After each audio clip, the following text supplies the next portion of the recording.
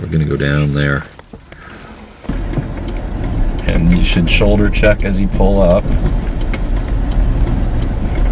Uh-oh, give it some gas. Yeah. What was happening there? I don't know. Okay, E for empty. I have a habit of driving on empty, and I let Kyle run out of gas. We just stalled.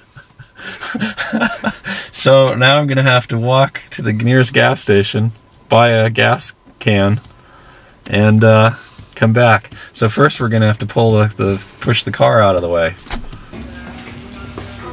They probably have it in the back. You probably need to ask them. I practiced with it to make sure I would be able to use it. So, next leg in our driving lesson for today. Jeez. There we go. Fancy schmancy things. Alright, here's the key.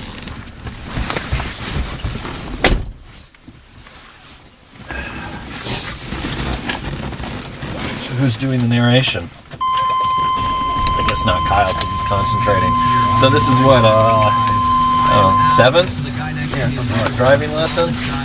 Something like that. Let's turn off the radio. Check the mirrors. Make sure you like them. How's the gas? Gas is almost. Got an 8? Yeah, maybe. Okay. Not probably less. So we're not going to run it. Not on this excursion. Go right up here.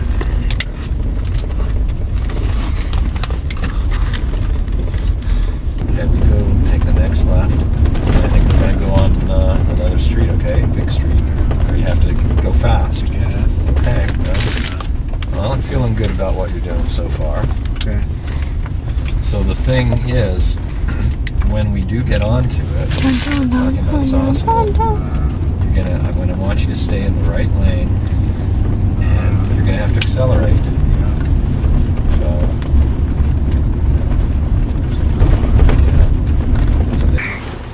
okay, can you see how it's gonna be a little difficult? Yeah. But once you make the commitment, once you can see that there's nothing coming, Okay. you gotta step on the gas, stay in the right lane. Okay. And I don't want you swerving into the second lane. Okay. Okay, I want you to go now.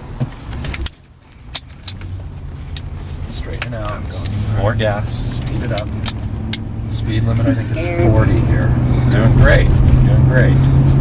Okay, so now you got to sense more traffic. I'm gonna slow down. Okay, but you're open. You got a green light.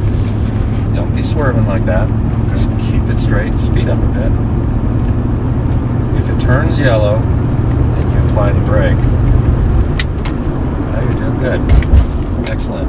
You're on a real road. This is a good place to be. Go in front of this car. I don't know why they're there. They're Okay. parked. Pull wheels a little to the right. Okay, you have a red light. Anything coming? Nope. Then go. Okay, stay on the right side. Straighten it out. Speed limit 45. You got a straight shot here. Speed up a bit. Now, remember I said it just starts raining? That's the slipperiest time. Staying in your lane. Cars can go pretty fast here. So you just stick in your lane. Do your thing. It's a little curvy.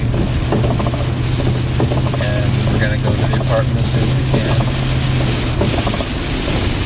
Doing great, Kyle. Okay? I want you to turn right at this intersection. At the intersection. Stay in your Start lane. signaling about now. About now. Do I need to be in that other lane? Yeah, now you can move over. Okay. Pretty fine. Alright, you got a red light, so now it's, oh, hail. Go up, you've got right away, green light, Kyle. Just keep in your lane as you turn.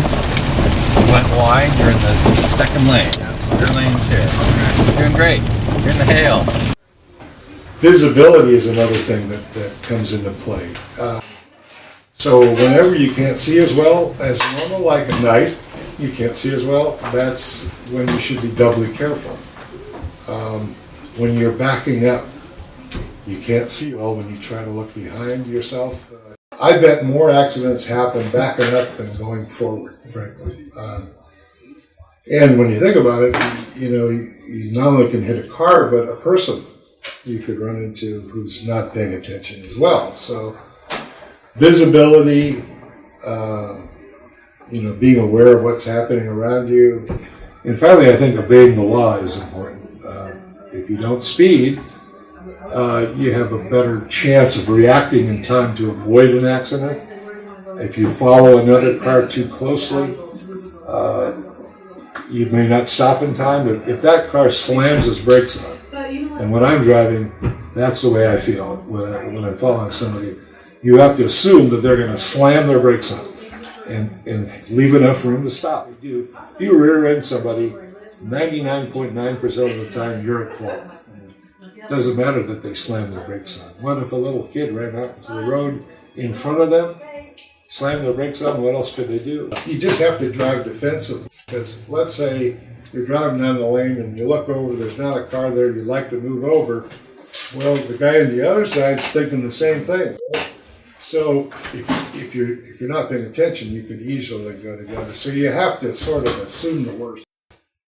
Unfortunately, kids tend to fool around with alcohol and drugs and drive without knowing better or not realizing the danger of that. 1 out of 4 kids that we've polled have said that they've driven under the influence of alcohol and drugs. So that's a scary number. Cell phones, I think, have increased the rates of accidents, unfortunately. Of course, in California now, you have to be hands-free, right, when you're driving. Just a short text is like driving across a football field with your eyes closed.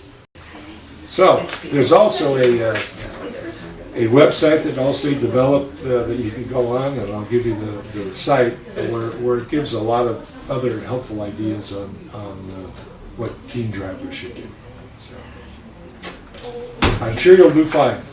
Okay. Good luck. Thanks. All right. Bye-bye.